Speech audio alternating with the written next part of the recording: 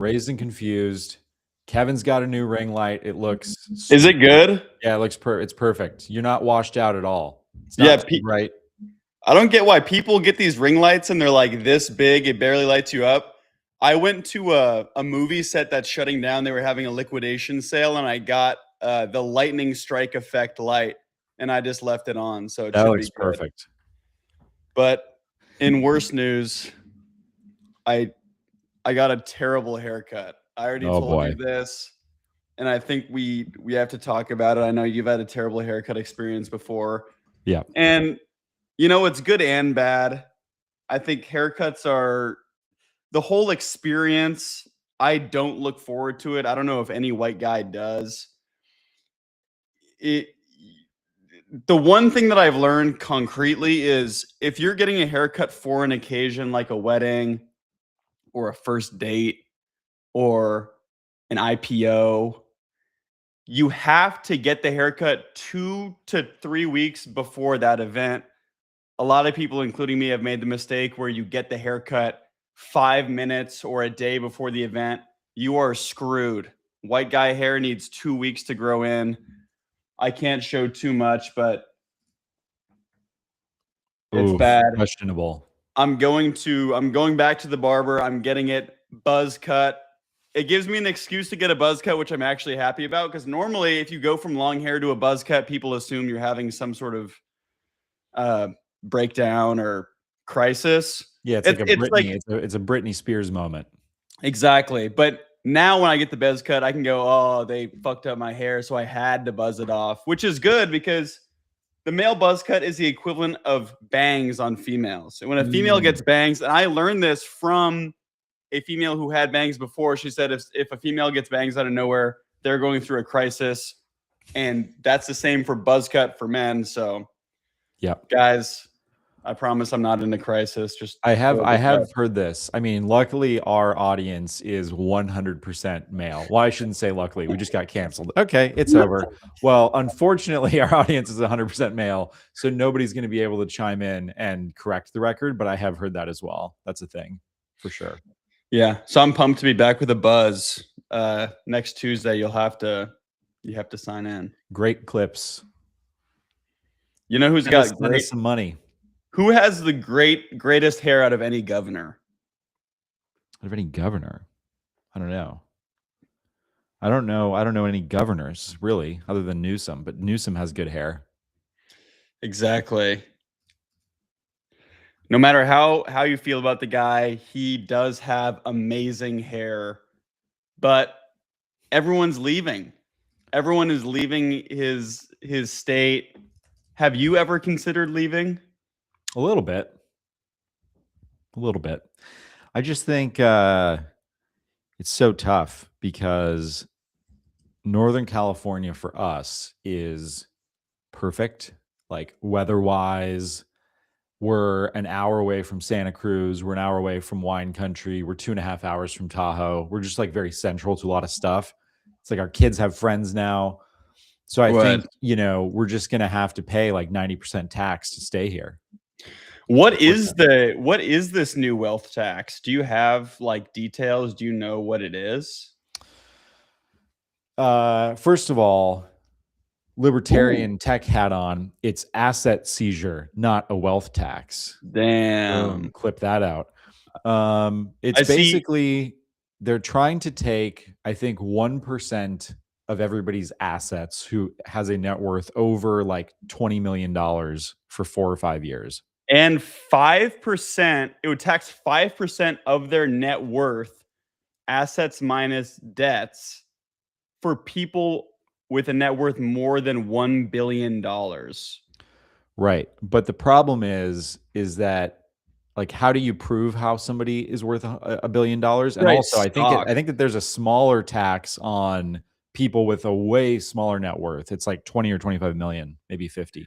Wait, so if I'm a startup founder and I'm paying myself $0, but I'm working, if I just founded a company that's now worth $1 billion and I own 100% of it, is my net worth now $1 billion, even though those shares really aren't as long as the shares are vested? But that's the problem, is like if they're not liquid, they would theoretically And Ro Khanna, the guy that is sponsoring this bill or wrote the bill or something, is like, oh, we'll like work with people on that. But it's like, how? I mean, Yeah. everybody then is going to say that their company shares. I mean, all billionaires essentially are mostly like pretty illiquid. Like even the retired ones. If you look at like Jeff Bezos, his net worth is still super tied up in Amazon shares. And if he just dumped that all tomorrow, like the Amazon stock would go down dramatically. And in some Mr. cases, Beast. there's just like there's no buyer for the shares. It's a private company. You have $1 billion worth of private company shares. You need to come up with $50 million to like pay a tax. There's no like immediate buyer for that. So Right. it's problematic.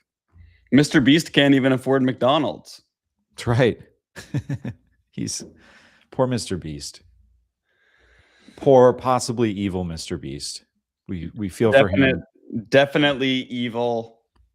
Okay, so what have you seen on the timeline in the past? I know this past Wednesday was a big day. I've loved saying that. Instead of saying yesterday, you say this past whatever day it was. This past Wednesday. Yeah, that's good.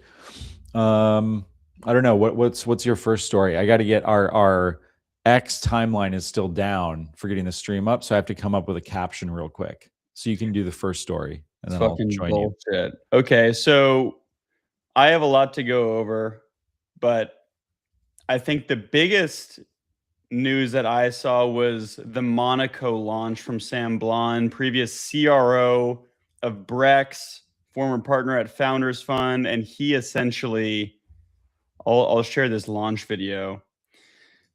This blew up, 1.5 million views, and they essentially... I'm Sam Blond. For too long, I've watched startups, their founders, and early go-to-market hires struggle with sales. That's why we built Monaco. Monaco automates customer acquisition and revenue growth for startups. Let me show you how. We partner with you to define your ideal customer profile. Monaco agents then build your entire TAM for you. This is every account that meets your ICP definition. We score every account and overlay signals. The result is a prioritized list of every company for you to sell to. We add and score buyers, and Monaco agents build sequences targeting them with the right message at the right time. We can even incorporate gifting, like we're doing here. This is all automated for you the day you onboard. You'll quickly start seeing replies, like this one. They like the champagne, and we schedule a call. An opportunity is automatically created. When it's time to meet, Monaco joins up. Okay, so the video goes on for a while. Oh, was there a video? I was just listening to the song. Sorry.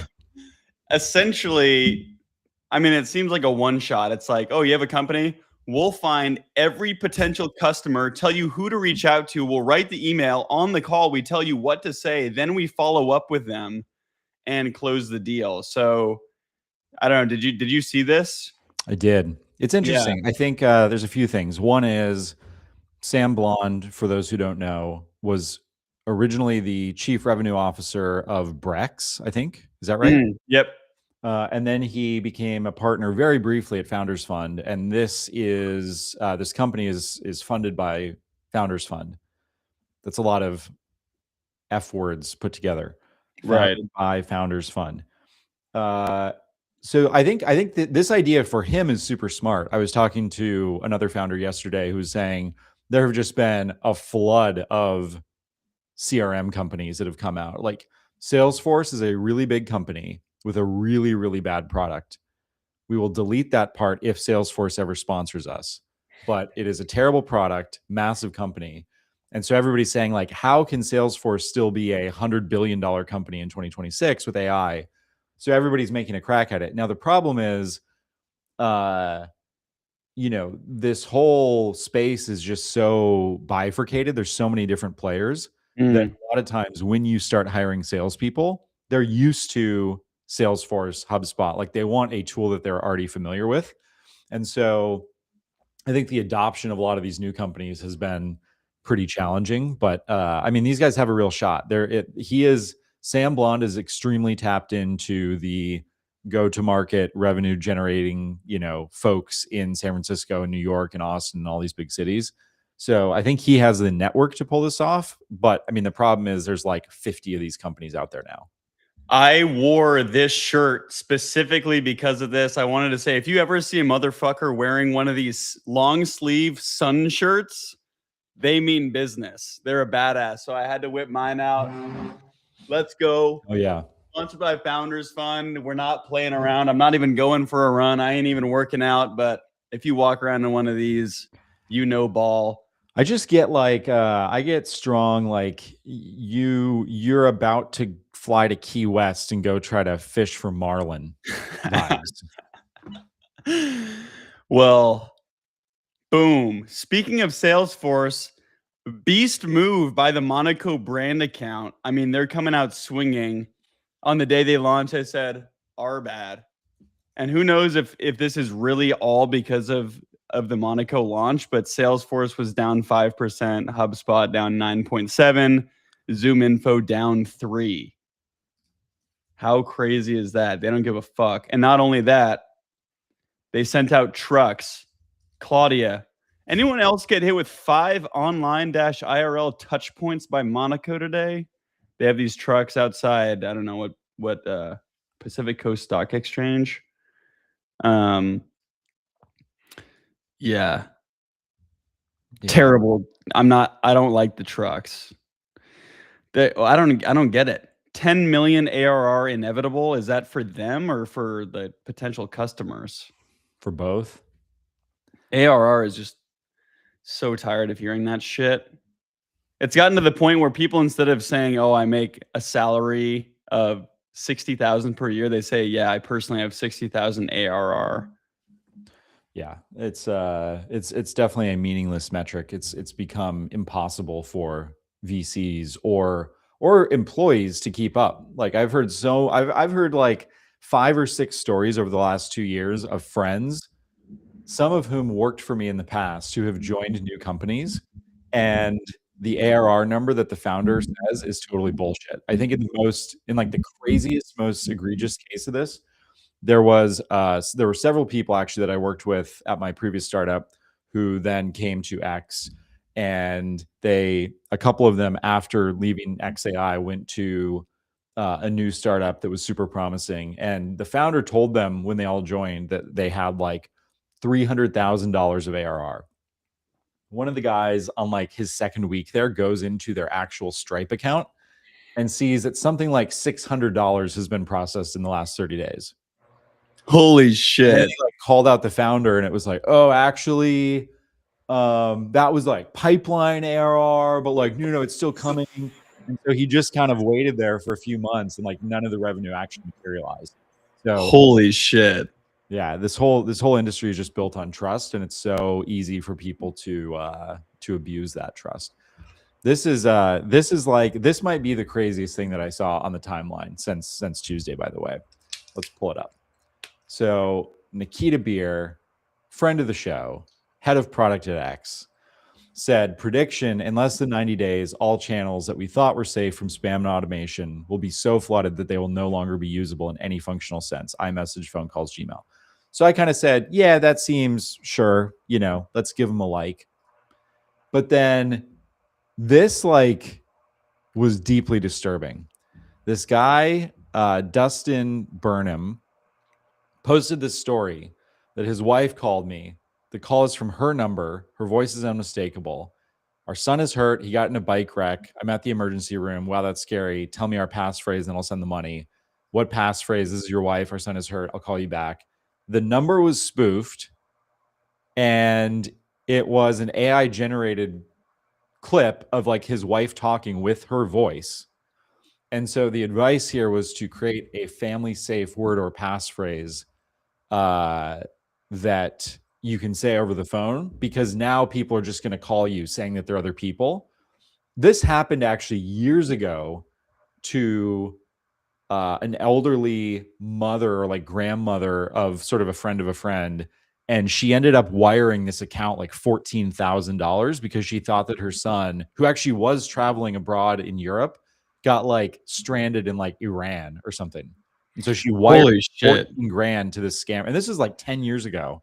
Now with like the AI voice stuff, the technology is so crazy there is going to be just, I mean, there already has been, but a massive spike in fraud. So I thought that this was like interesting advice of like, we're going to have like secret code words to talk to people that we know that we're actually talking to that person and not that ARR. Yeah. Oh, our son's in the hospital. What's his ARR? Annual recurring revenue. Our son is in the hospital.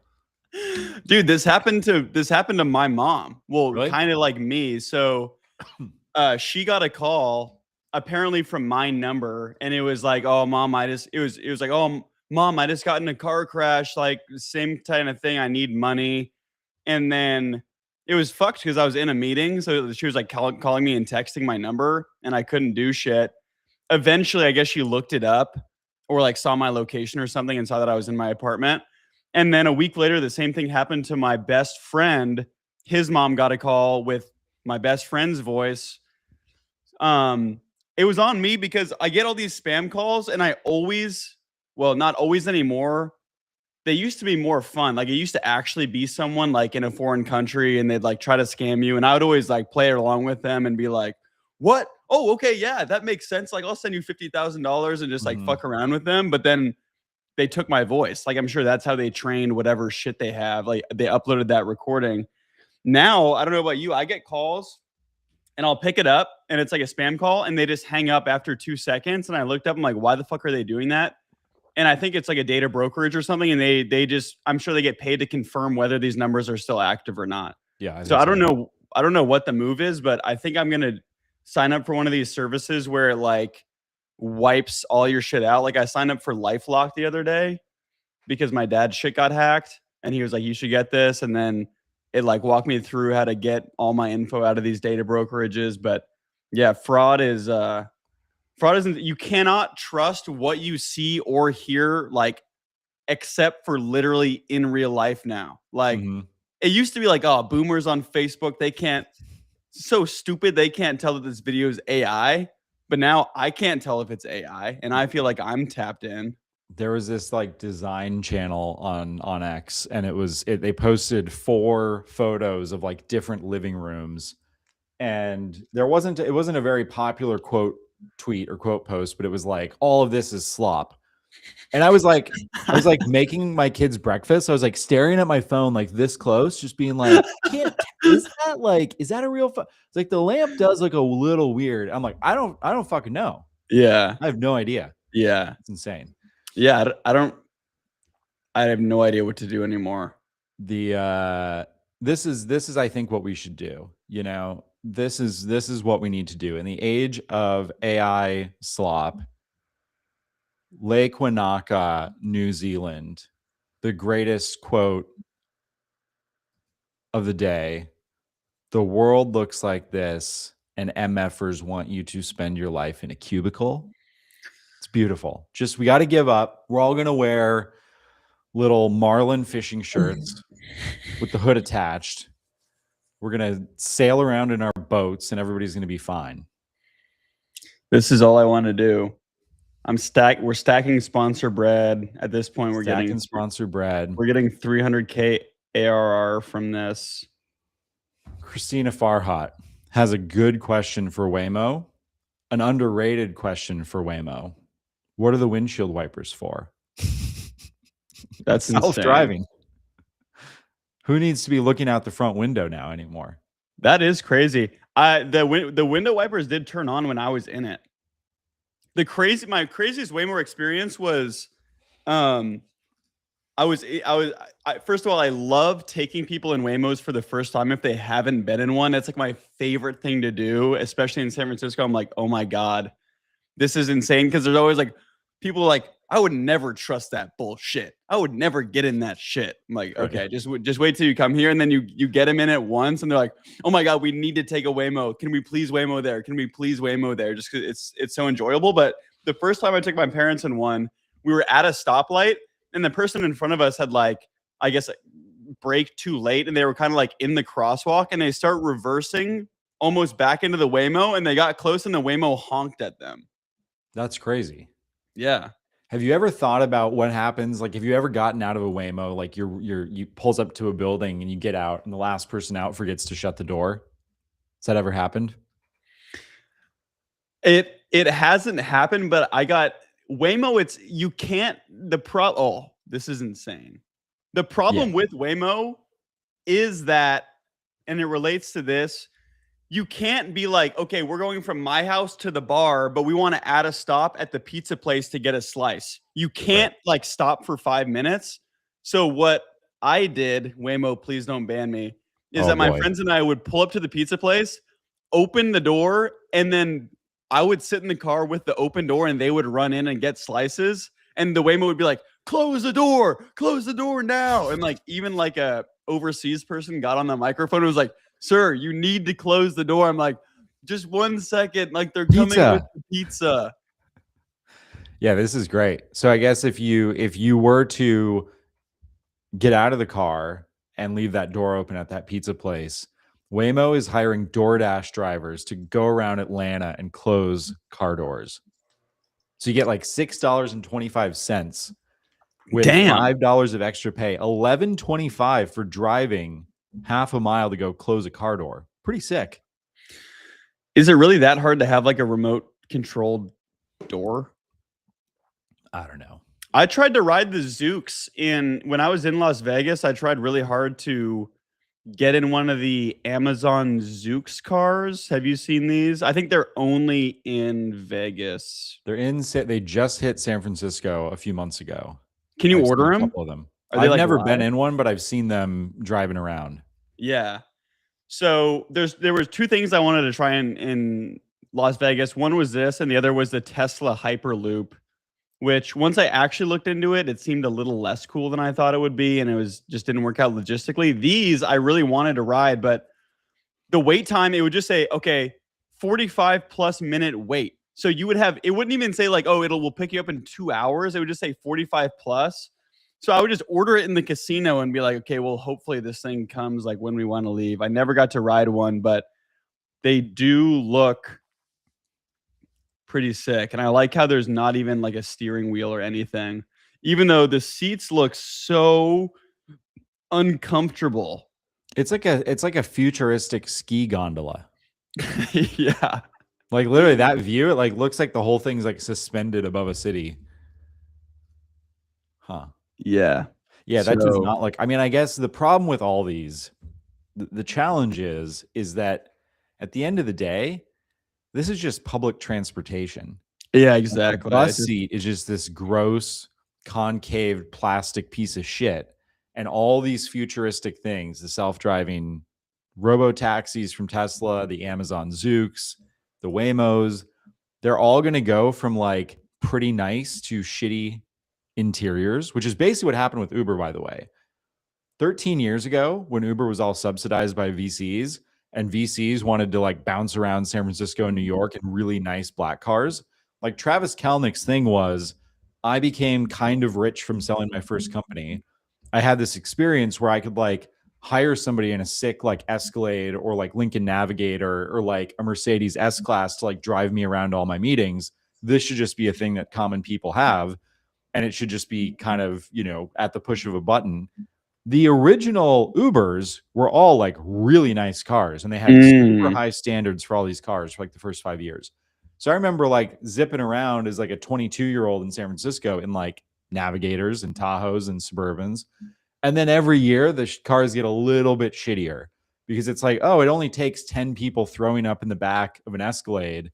And now all of a sudden it's like, well, we shouldn't use Escalades. We should use like, you know, something a little bit cheaper, and then a little bit cheaper, then a little bit cheaper. And now you call an Uber and some guy who showed up to America 12 hours ago pulls up in a Prius that actually has blood in the back seat. The car has 570,000 miles on it, and the bumper is like dragging on the pavement behind you. And it's like, that'll be $60, sir. Bro, I ordered an Uber. Like this was last Tuesday. I was standing outside the bar in Seattle and I ordered an Uber, and no joke, this thing pulled up. Uber has gotten out of hand, bro. The Oscar Mayer Wienermobile picked me up. Yeah. This is great. Yeah. Well, one thing about Waymo with people throwing up and you never know what's going to happen. This guy who I've seen on my timeline. Author of Founding Sales. He's like a sales guy. Yeah, He he's had a to buddy of call. mine. I've He had got to his call book Waymo behind me support. somewhere. You have the book? Yeah. Damn, that's clout. Shout out Pete. Signed copy. Thanks, Pete. He said, "Good morning, Maria. The rider before me was smoking marijuana in the car, so was hoping you could grab the video feed of them doing that and cancel their account. Is that possible? Is this real?" I don't know. I think it is. He says, "Captain No Fun." He says, "I use a service that costs 150% of an Uber so I can stay away from bleep."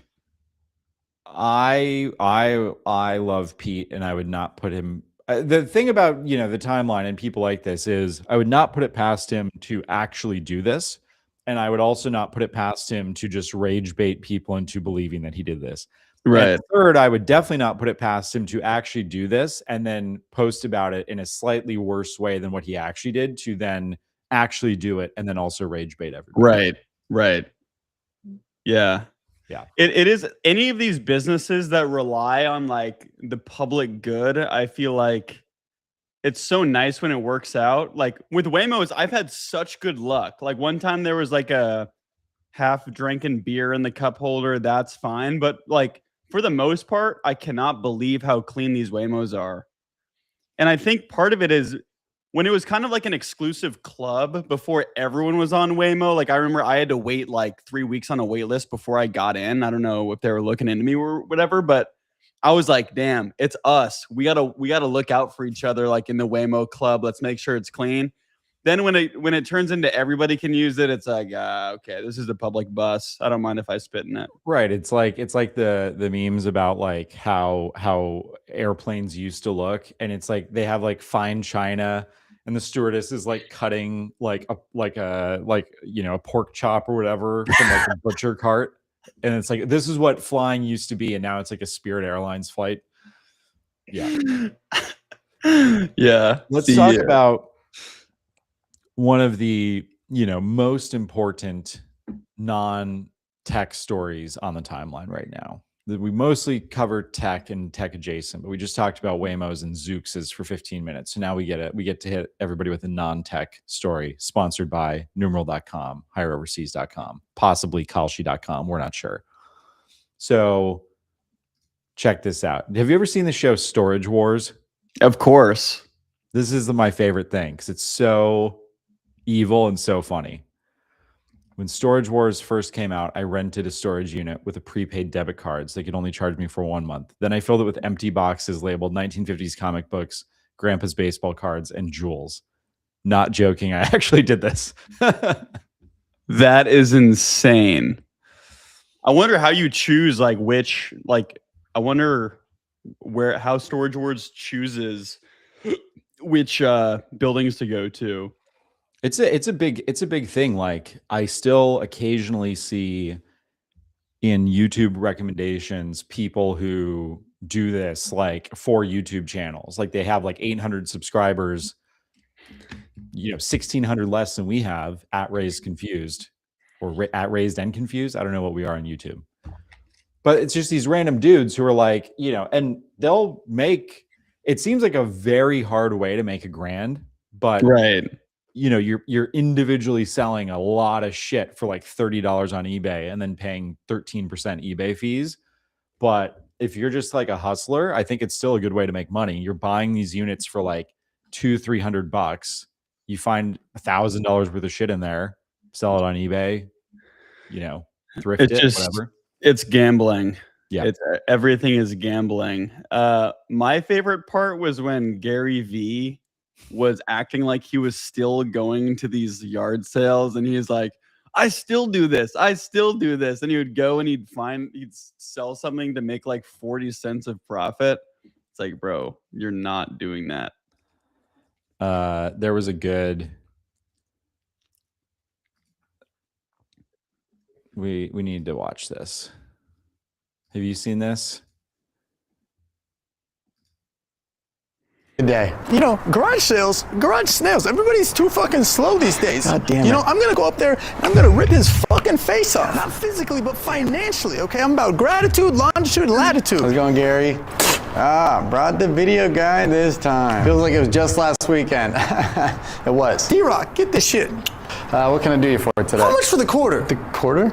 I mean, I think that's just change from the last customer. Yeah, change is a dying currency. How much for the quarter? Why would I sell a quarter? It's Anyway, go check it out. Trevor Wallace does a great rundown. So good. Yeah. Holy shit. Well, here, I haven't seen this one before, but it looks. Okay, we found a rare little tiny thrift store on the way home. And look at this vintage Barbie. I'm getting excited. Okay, we found. Dude. Okay. Yeah. Keep it up. Keep it paused. Wait till it goes back on his face. Yeah. Okay. This might be the worst haircut of all time. That is fucking insane. He put, oh shit. Yo, I look like I'm from the 60s. Yeah. No, actually, maybe I should keep this. Okay, here. See, now that it's drying, we have a better angle of this. Guys, comment. Would you rather have my haircut or Gary V's? The choice is yours. Everybody. Gary. Please spam Gary in the chat if you'd rather have Gary's haircut. The greatest joke of all time is this guy goes on stage at a stand-up comedy and he just goes, "When were the storage wars?" And everyone died laughing. It's pretty good. That's epic. Okay, one more thing outside tech is the worst, man, one of my least favorite people of all time, Logan Paul. Now he's beefing with Tom Brady. Essentially what happened here is there's this Fanatics like flag football event going on for celebrities pretty soon. Logan Paul's like, yeah, I'm going to this. I'm excited to blah, blah, blah. And Tom Brady's on his team. And Tom's like, yeah, honestly, I'm a little worried for you out there. Like it's pretty real competition. Logan's like, what? Can Saquon Barkley do a flip off the high rope? And Tom Brady's like, yeah, WWE is pretty cute.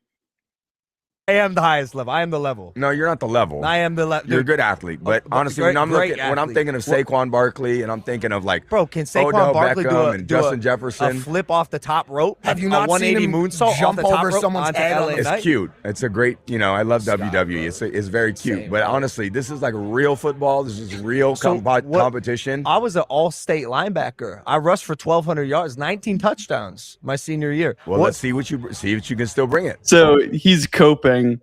And then my favorite part was Tom Brady saying, I was having a great morning and now I'm mad. He literally he got pissed off, but man. Like this is all I think Tom Brady has become, now that he has his YouTube channel. He's gotten big on X. He's doing all this Instagram stuff. Like I think he's figuring out how to manufacture beef is what he's doing. Smart. Yep. Oh man, maybe I'm getting played. Okay. Yeah, he is So imagine that you are a VC, okay? You're a venture capitalist and somebody comes into your office, or no, your assistant comes in and says, "We have somebody outside who just walked in. He has an idea that could change the world forever." You say, "Well, bring him in. What is it?" Sean Johnson walks into your office and pitches you this. Whoa. Yeah. How much are you investing? 8 million? 20 million? I'm in for 25 million. Holy shit. That's an IPA clam chowder. IPA clam chowder.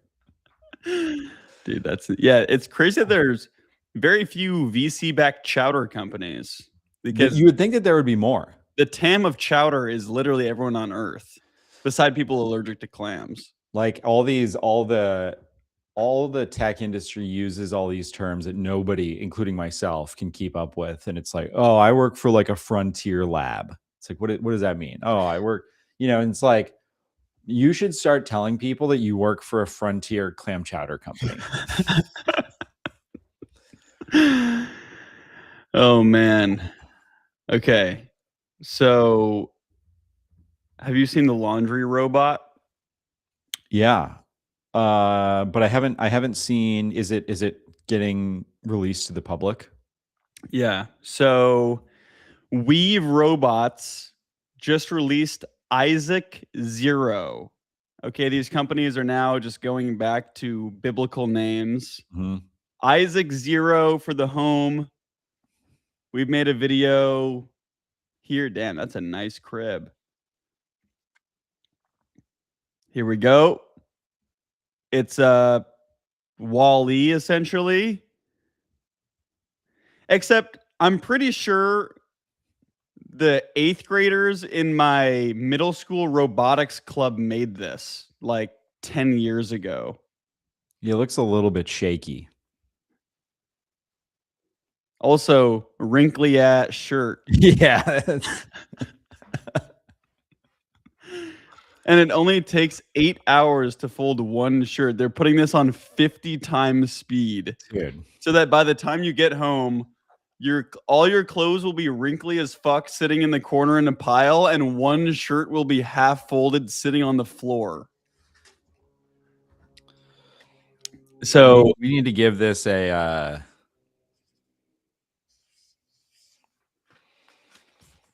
that's a 1.3 demo. Yeah. So can it fold? What are the comments here? What does it say? Here's the best question. Can it fold fitted sheets? Totally. Oh my god, dude. Did you ever have one of these robots? No, but some people, like some kids in the neighborhood did. They're legit. Robot's cool. I personally don't get it. Folding clothes takes 5 minutes a week. Anyway, cool product.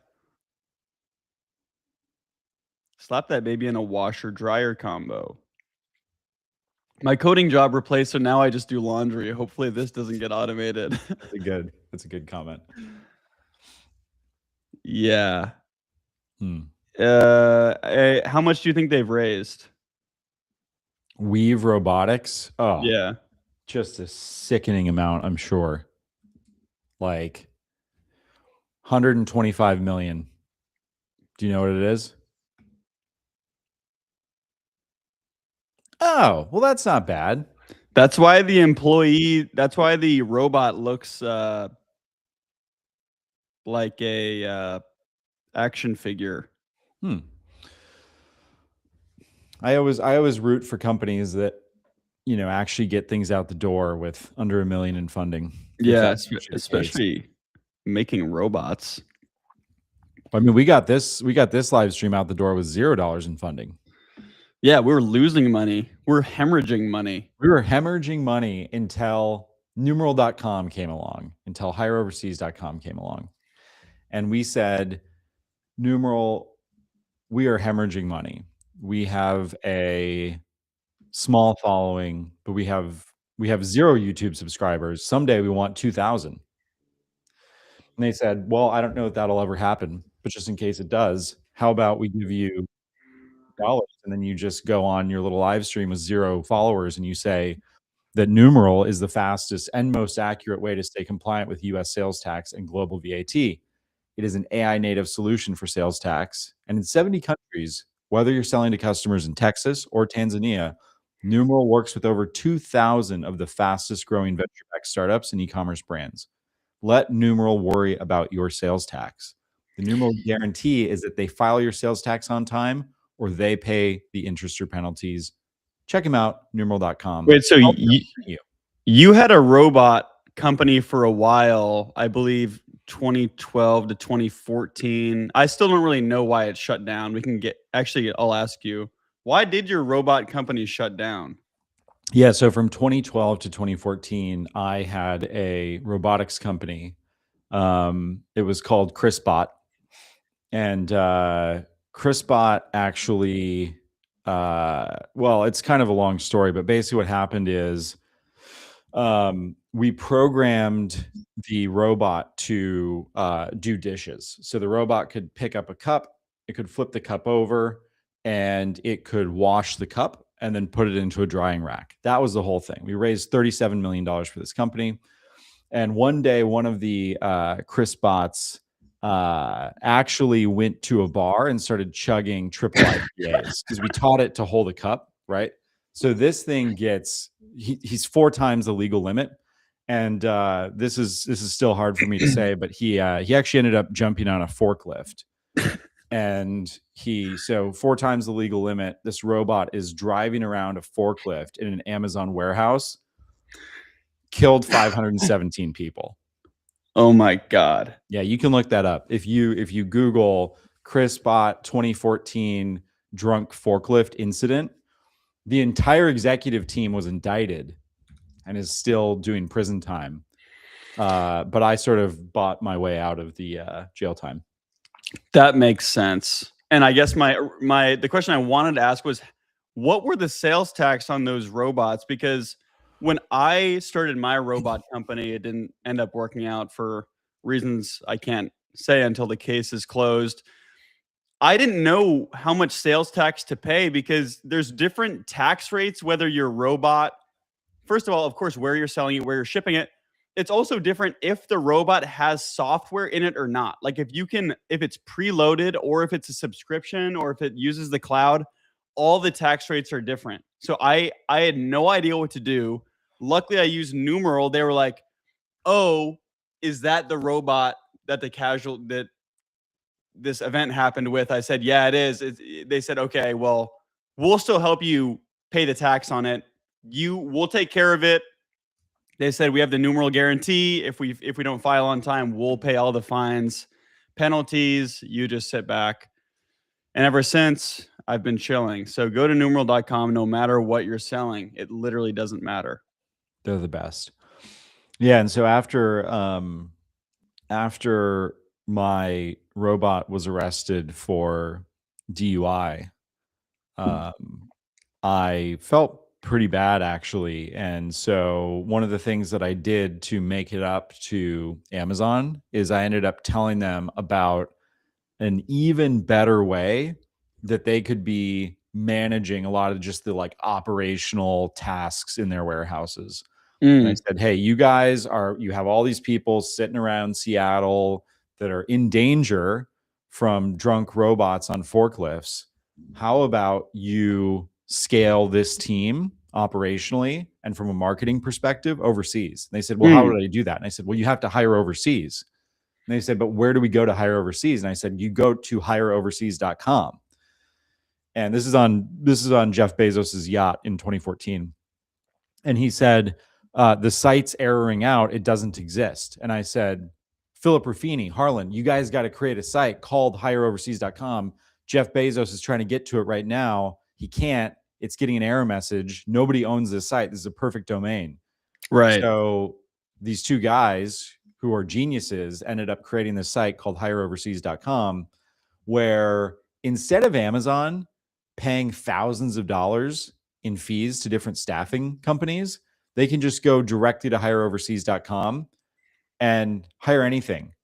They can hire a marketer. They can hire a clipper. Let's look at some of these success stories. Talofa Games, a game tester, full stack engineer, and Unity developer. If you're working a video game, use them. Rupa Health, are you building a health company? Use them. $10 million media brand. Sunrise Toyota, this is where Chris bought his last car. They hired 4 outbound callers and an inbound caller. Okay? Artist, marketing team. If you're building an app, if you want to do SEO, if you're building a media company, any EAs, literally anything you want, go to hireoverseas.com, talk to the boys, Philip and Harlan, and they'll hook you up. They will. They're incredible. If you go to our YouTube, you can scan the little QR code, go to our YouTube, check it out. All the footage that you see there has been produced, edited, clipped by an amazing podcast editor that we work with through hireoverseas.com. We use them. You should use them. Do it. Do it. And now I feel physically sick. Read this slowly. Half of X now is people like just fear mongering about AI, which I understand. Okay. Yeah, these AI things are powerful, but stop fear mongering for likes. I feel physically sick. Read this slowly. Bro, you are the problem. Go outside. Go on a bike ride. Go to Okay? New Zealand.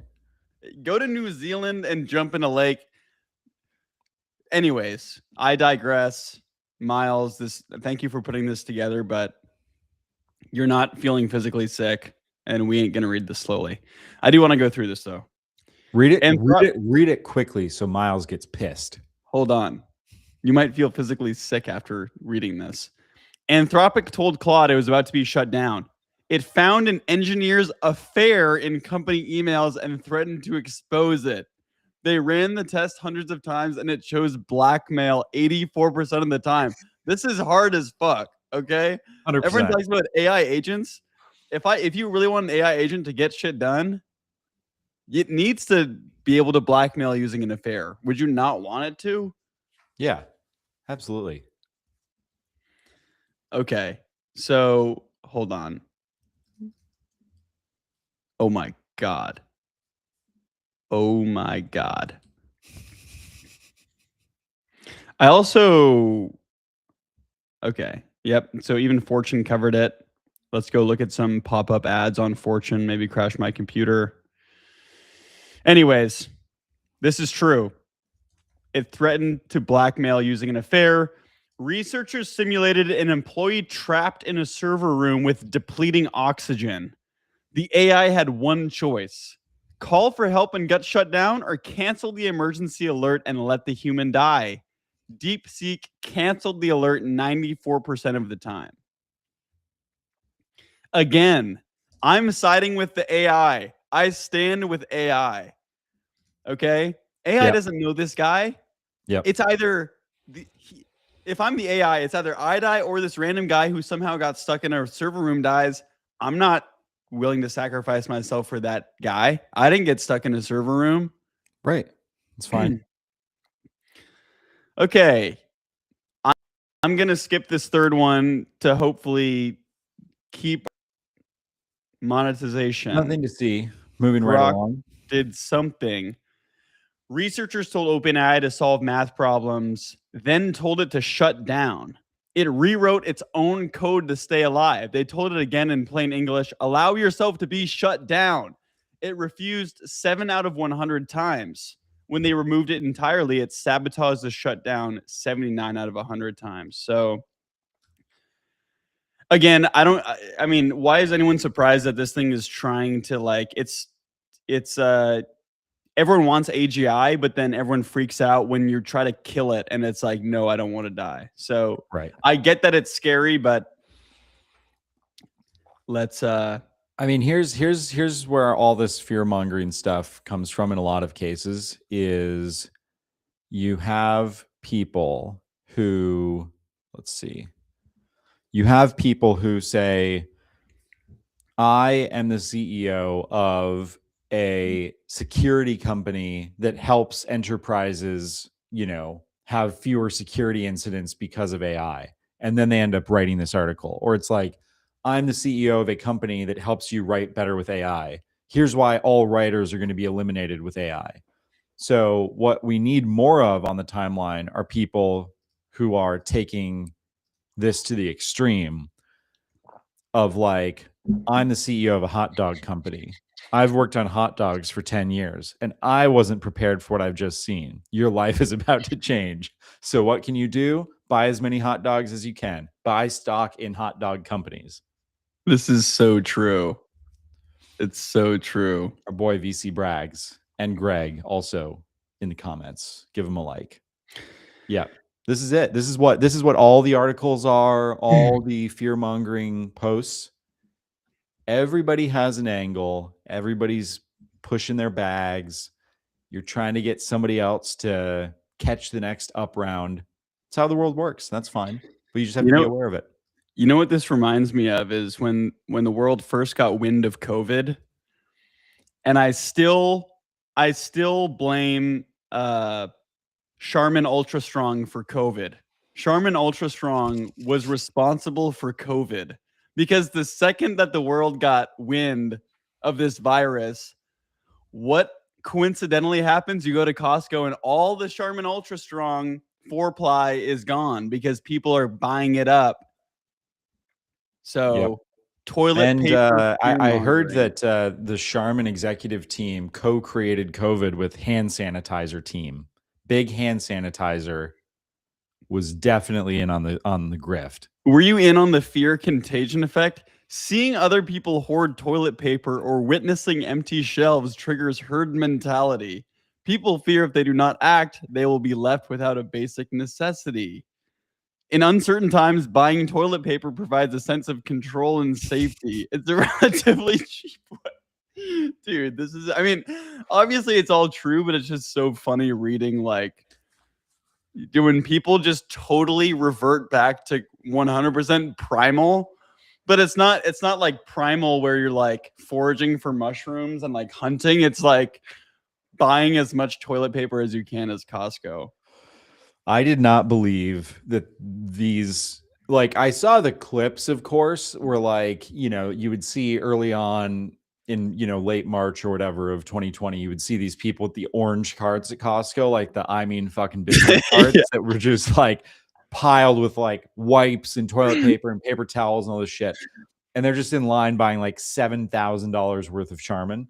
But then I was like, yeah, this is probably, these are like the isolated incidents, right? Anytime you see something in the media, yeah, the big ass orange carts, though, that's how you mean business. You're not a real Costco shopper if you're not rolling an orange cart down the aisle. But maybe like in late 2021, we were selling this house that we were living in at the time, like during COVID, and we never saw our neighbors. Like they had a second house and they were like out of the state most of the time. And they were nice, but it was this like older couple. All their kids had like gone, so they were empty nesters. And we were moving out. And the guy, this is like, you know, 18 months after COVID, the guy was like, oh, you know, if you need like moving boxes, I have some in my garage. Our direct next door neighbor, he opens up, he has a 3-car garage. He opens up the double door. An entire fucking car bay in his double garage is like stacked floor to ceiling with paper towels and toilet paper. It was the most insane shit I've ever seen. And I was like, what? I was like, oh, you like stocking up? He's like, yeah, you know, we kind of freaked out about all the COVID stuff. And I was like, these people are like everywhere. I think they live next door to me. One thing is, I don't know, in an emergency Hell yeah, situation. Eduardo. Hell yeah, by the way. I don't know if like toilet paper, yes.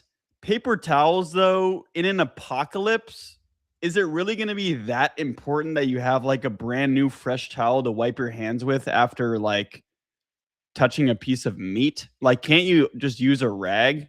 Like, people survived without paper. Like, when do you think paper towels like became mainstream? Like what year?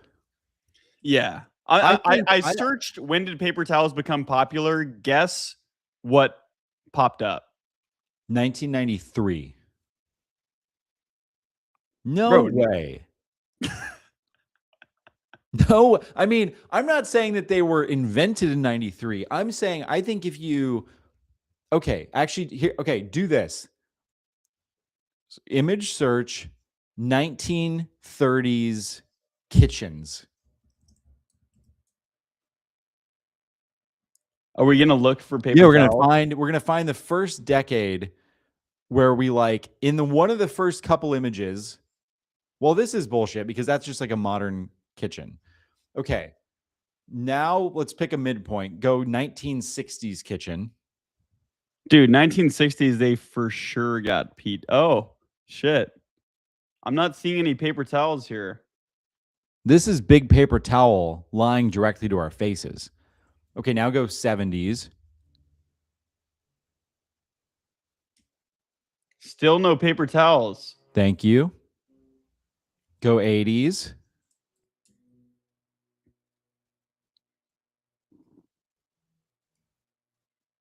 Still no paper towels. Okay, my question is if we search 2000. Wait, no. Go 90s now. Let's see. When do they first appear? No.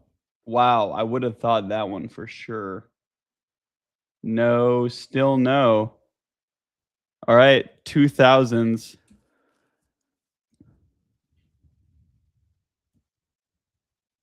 Wait. Boom. Zoom enhance. Zoom enhance. Enhance. Paper towels. Is that? Yeah. So here's the thing: if we look at 6 decades and not a single, we're looking at 2 or 3 houses per decade, and they don't show up till the 2000s. There's no way that it's the 30s.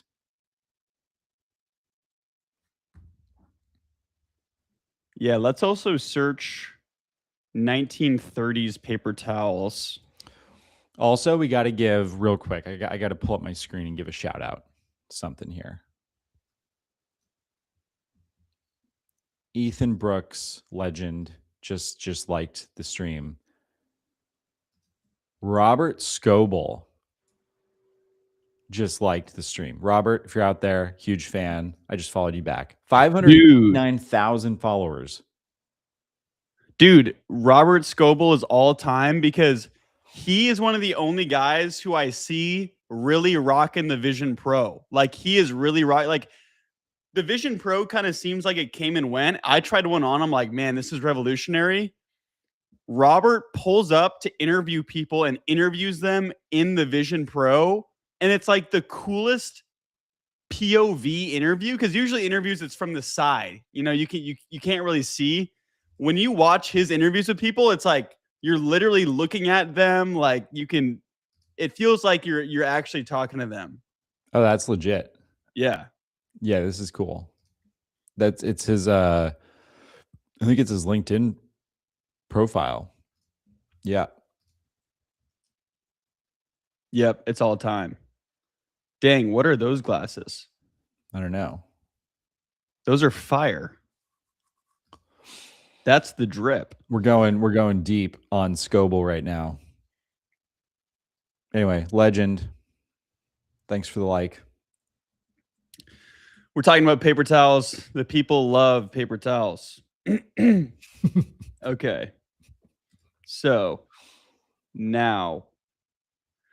Okay, I'm done fear-mongering. Miles tweet, you can't stop us. We're done fear-mongering with toilet paper and paper towels too. We're done with Monaco. Here we talked about a robotics company that is folding laundry that had raised 500,000. Check out this round. Did you see this? This is insane. It is very rare. I will say it is very rare. Like because I am terminally online, especially when it comes to the tech AI stuff, it is exceedingly rare that like when Monaco was announced, I think I had heard of Monaco 9 months ago, something like that. Like I knew that Sam Blon was doing the Salesforce thing. I had heard that he had named it Monaco, I think a month or two ago. So like when it came out, it was no surprise. Most of these like big flashy releases are no surprise. This one, I had to like, I literally clicked on the account because I was like, oh, this is like parody. This has to be a joke. There is a company that I've never heard of that nobody listening to this probably has ever heard of. Have you ever heard of Apptronic? No. They raised a $935 million Series A with a $520 million Series AX extension, which I don't even know if that's a thing. They're trying to make it a thing, bringing our total capital raised to nearly $1 billion.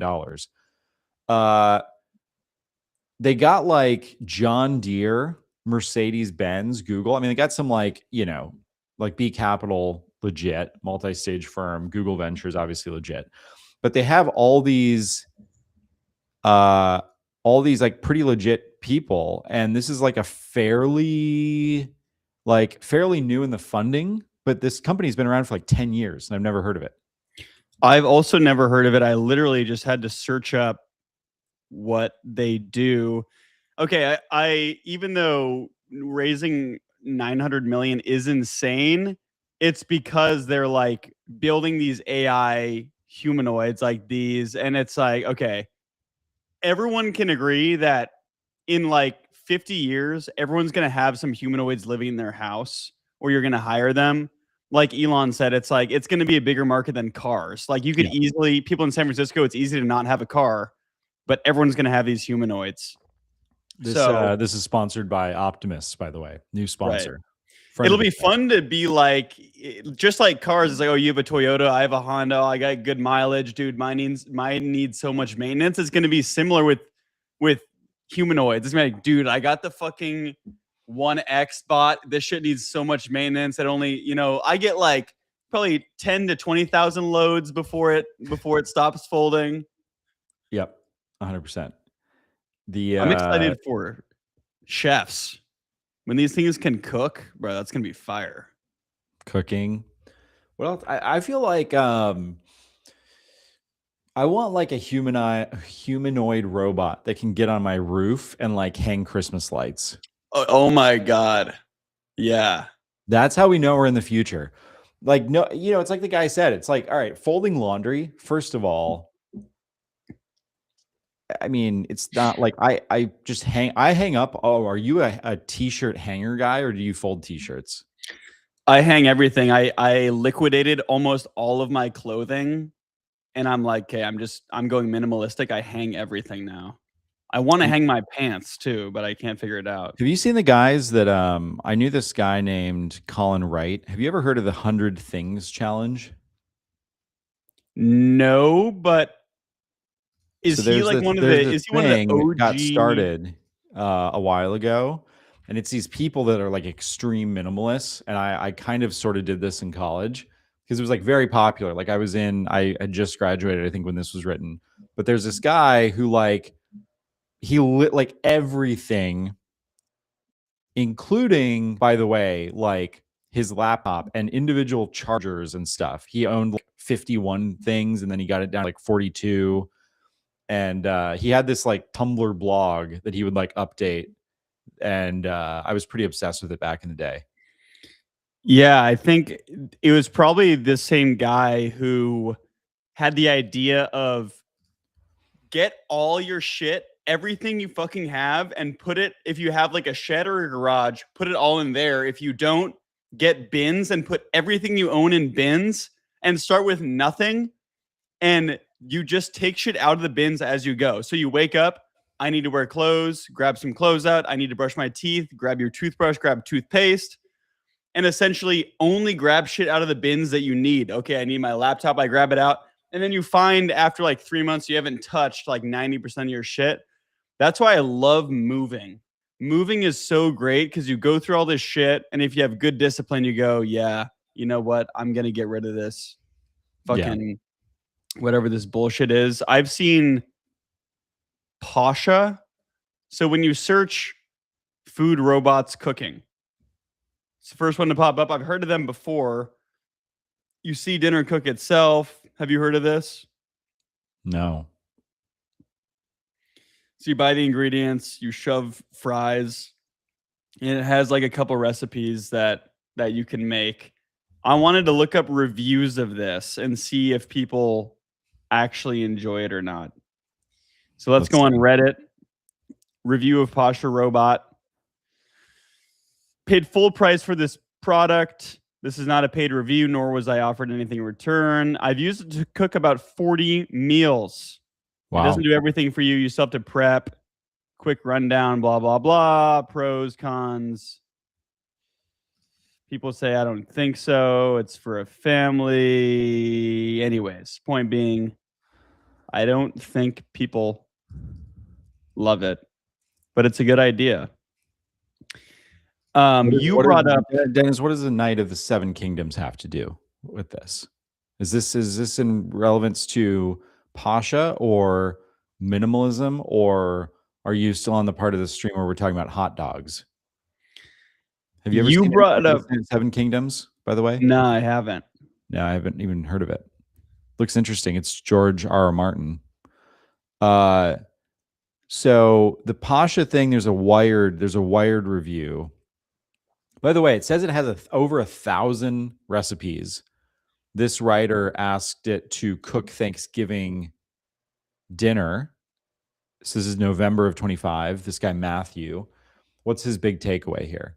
Cooking experience, wired, tired, set, see dinner cook itself. It largely lives up to this. You got to lube the device in the appropriate reservoirs. It's a one-pot cooker, proprietary nonstick pan. Okay, this review is too long. Test 1, candied yams. Taste. Hey, that's pretty good. Okay, so he's comparing these two. They're the Thermomix TM7. Okay. Brussels sprouts. But the difficulty scale on both of these is pretty low. Yeah.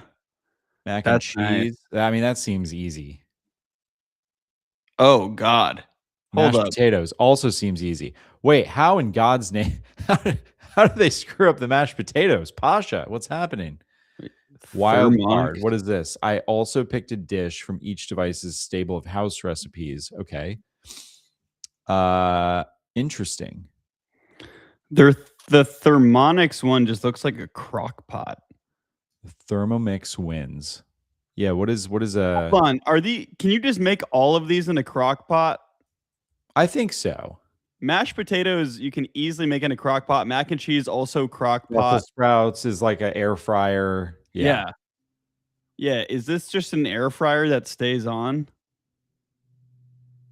Can you play Mahjong or Tetris from this little iPad? That's the important thing. Can you get on Kalshi on this? Could I parlay when dinner's going to be done with the election? We could. Okay, you brought up John Deere. Yeah. And great company. I wanted to bring up Carbon Robotics. So they got an investment from NVIDIA's investment arm. This shit is hard as fuck. This is like the Ice Reaper. So it uses vision and AI to see where weeds are like just starting to grow, and it fucking zaps them with a laser. Have you heard of Carbon Robotics? This is the laser weeder. Sick. I love AI and hardware in agriculture is so sick. So here it's going through and zapping shit down below. It's like seeing, okay, where are the weeds at? Let's see if we can get another good angle. So you drag it behind. Here we go.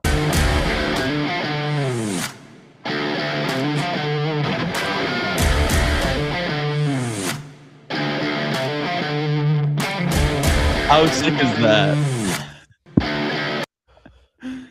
Yeah. What's going to happen is fully autonomous laser weeding. In 8 years, everybody's going to be eating salads and dying of cancer. And it's going to be like, oh, actually, the lasers that were going over the crops are like super bad for you. It's highly problematic. We need to stop doing that right away. It's crazy. Just zapping those things. It can kill over 100,000 weeds per hour, 8 simultaneously operating laser modules.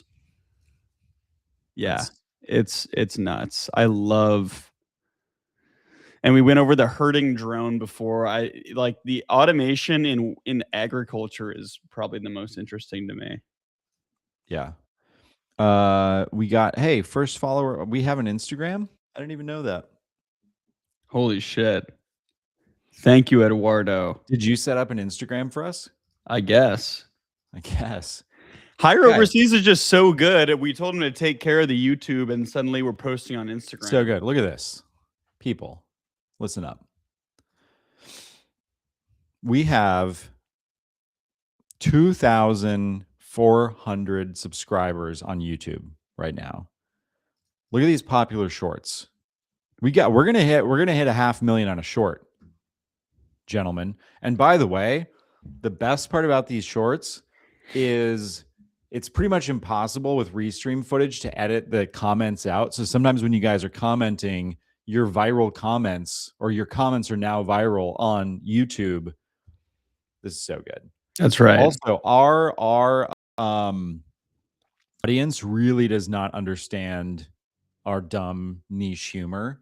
And so when you look at these, when we're talking about, like, I gave my daughter post-hug credits for Christmas. There's The a comments future on which is these in are about mostly 6 months people where you're not going to get DS games who are or calling us out. iTunes gift cards, even money for. Good. It's so good. So go follow us on YouTube. Go follow us on Instagram, I guess. I'm not even following us on Instagram. I should do that. Thanks for the follows. I've had multiple people keep telling me you guys should be on Spotify or YouTube. Guys, we know. Okay, if you don't want to watch on X or LinkedIn, just subscribe on YouTube, turn notifications on there, or listen to the episode on Spotify. Go check it out. No matter what, go listen. I'm going to tell you exactly what to do, okay? A lot of you guys are getting fear-mongered on the timeline with AI. Oh my God, this is making me sick. I'm freaking out. I'm going to lose my job because I send emails for a living. Go to Spotify, download one of our episodes where we are making fun of this. We're going to chill you out. Go walk on the treadmill on like a 3 to 4 mile per hour speed, just fast enough where you can't really think about doing anything else, but not so fast that you have to run. Put in headphones and listen to the episodes at 1.2 times speed. It'll take you like an hour. You'll get a good workout and it's chill. We're just chumming. So go do that. I guarantee you'll have a good time. We're vibing. If you want us to talk about stuff, if you want us to talk about the 7 kingdoms, we'll talk about the 7 kingdoms. And by the way, this is how out of touch I am. I could tell you OpenAI's entire cap table down to the ownership percentages. Just kidding. I can't quite. But it's like, I've never even heard of this show. And it's the most rated episode of all time on like Rotten Tomatoes, I think. I don't even watch TV. It's crazy. I really don't watch any TV. Did you see this? This guy. Is nuts. Yeah, this is good. Michael Aubrey. What happened here? He said, I still like how nonchalant he is because, like, I think personally, if this was happening to me, I wouldn't even be thinking about X. Like, I'd be like freaking the fuck out. I'd be trying to contact anybody. 100%. He said, damn, Stripe wasn't playing. They came after my personal Chase account. How TF am I going to pay rent and shit?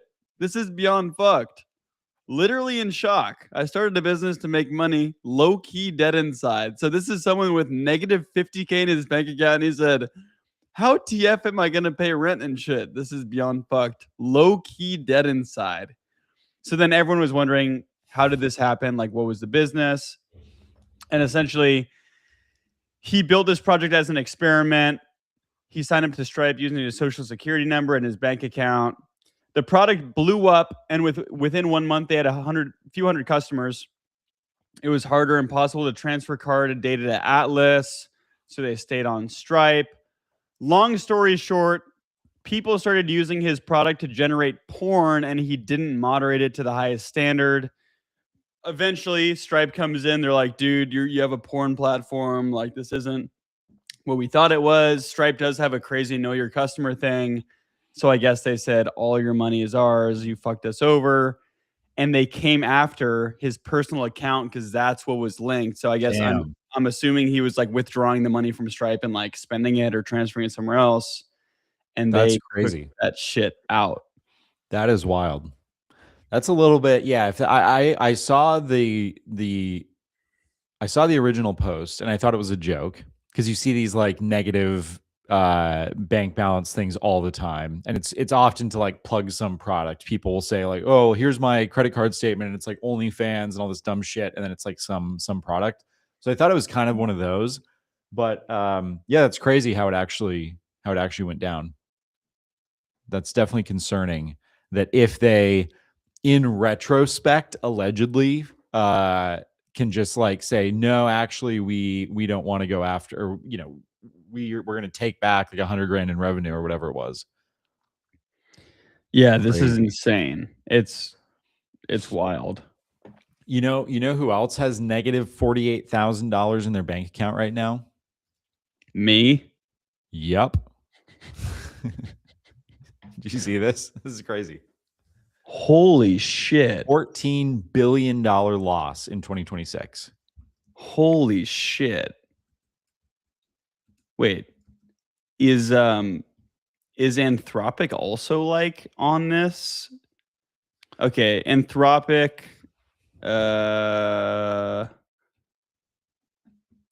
Let's see Anthropic's projected loss. I think Anthropic said that they were going to turn a profit in like 2028. Yeah, they said break even by 2028. Yeah. This is insane. Yeah. I mean, spending like $1.25 billion a month. We need a technical person on here because I heard that Codex by OpenAI is like by far the best at coding now, and that it's insane. But from like the non-technical perspective, I hardly use ChatGPT. I mean, I guess I still use it for very mundane questions, but for anything else, I'm using Claude. Like ChatGPT seems to. Alex Cohen said it best. He's like, dude, what the fuck happened to ChatGPT? It got so much worse.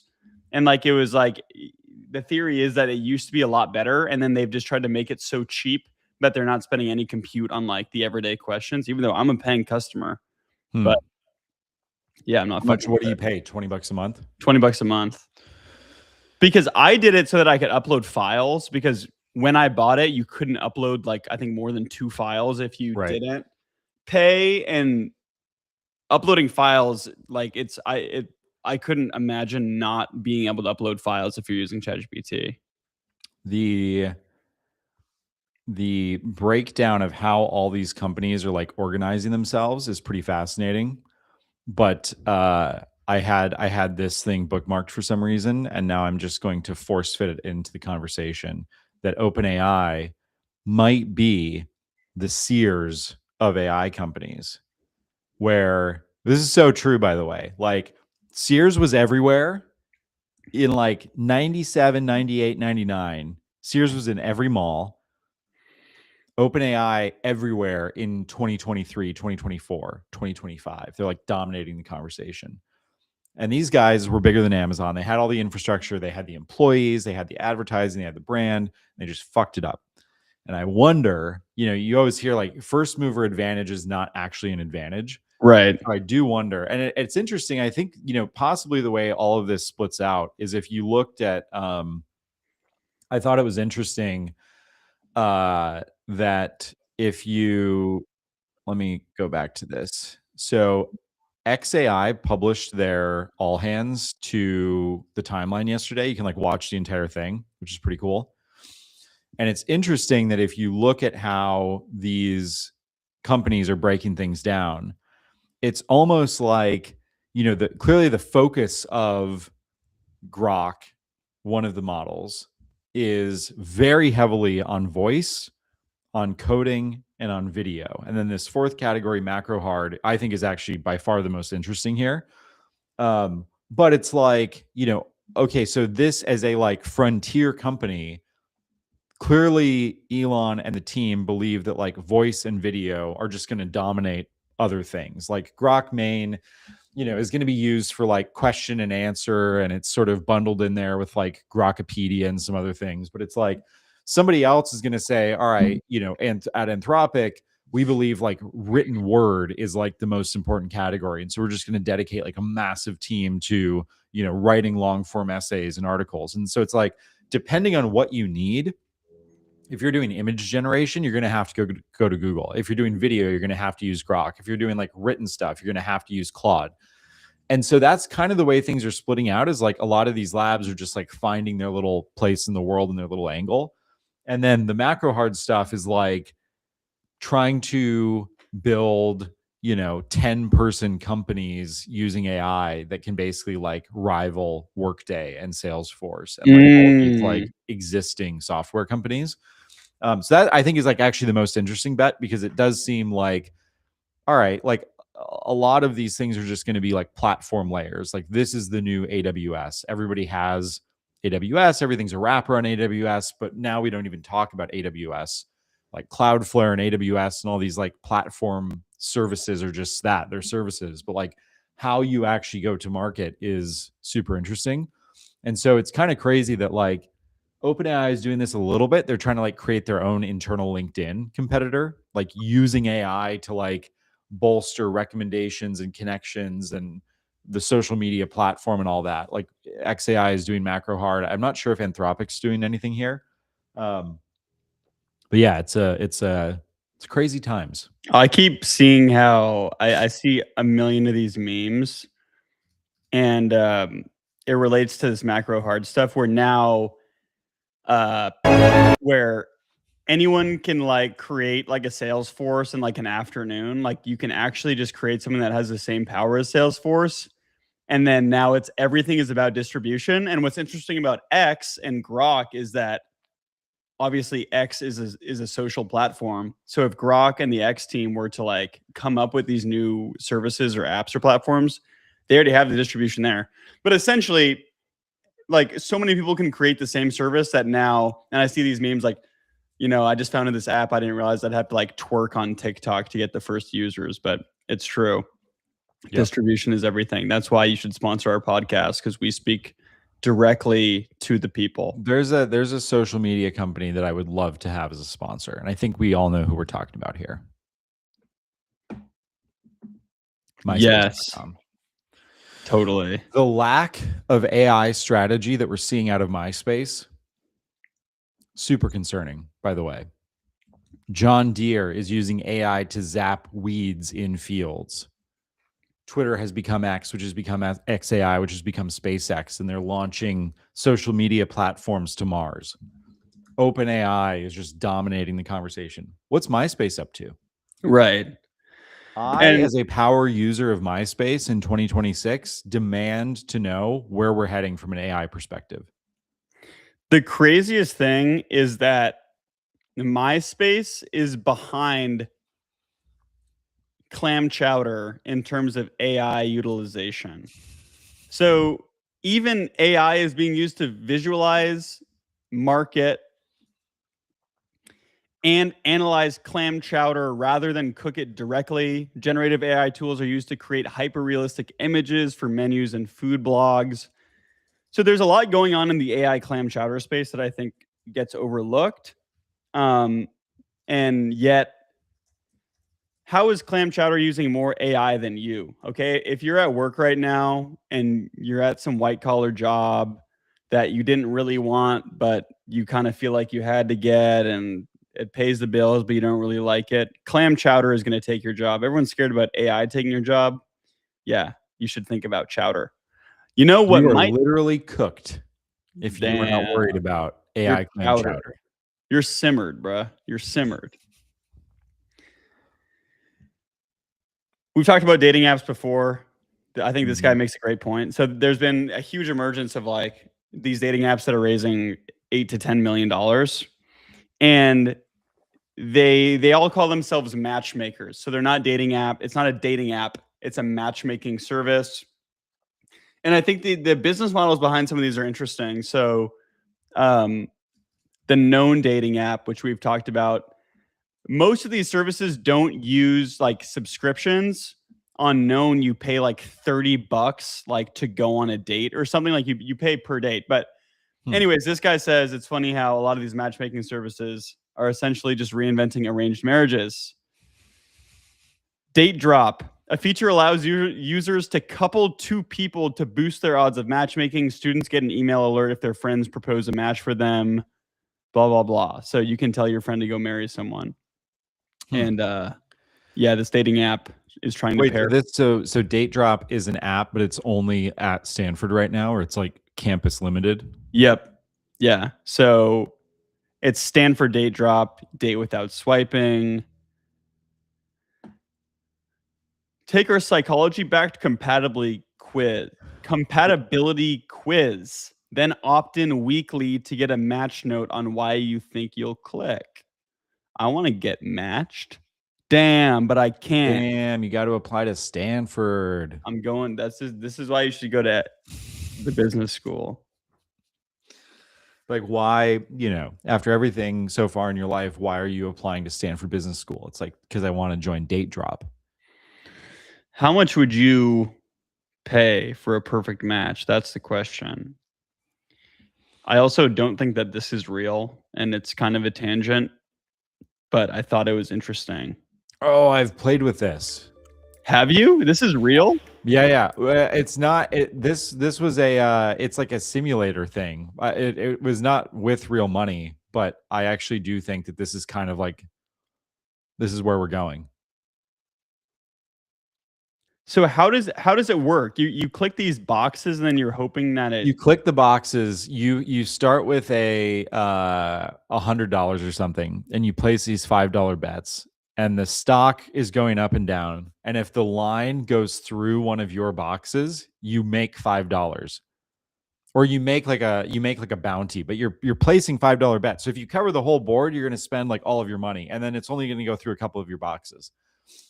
And the further out that you place the box, like if you place the box far to the right side of the screen where like you have no idea where that line's going to be, you hit like $1,000. If you place it like right as the line's coming up, you make like 12 or whatever. So it's just options trading. Yeah. Like this is essentially options trading, but with a crazy interface. Super hyper real time over like a 30-second window. Exactly. And why not? I mean, we talked about it, but Robinhood is so like close to like this type of interface where like you said, Vanguard, you invest money and Vanguard isn't really fun at all. Robinhood is more fun because everything is green and red and slot machine and like, oh my God. Yep. So yeah. I mean, I'm with you. This is I like how in the demo they just show this person losing tons of money though.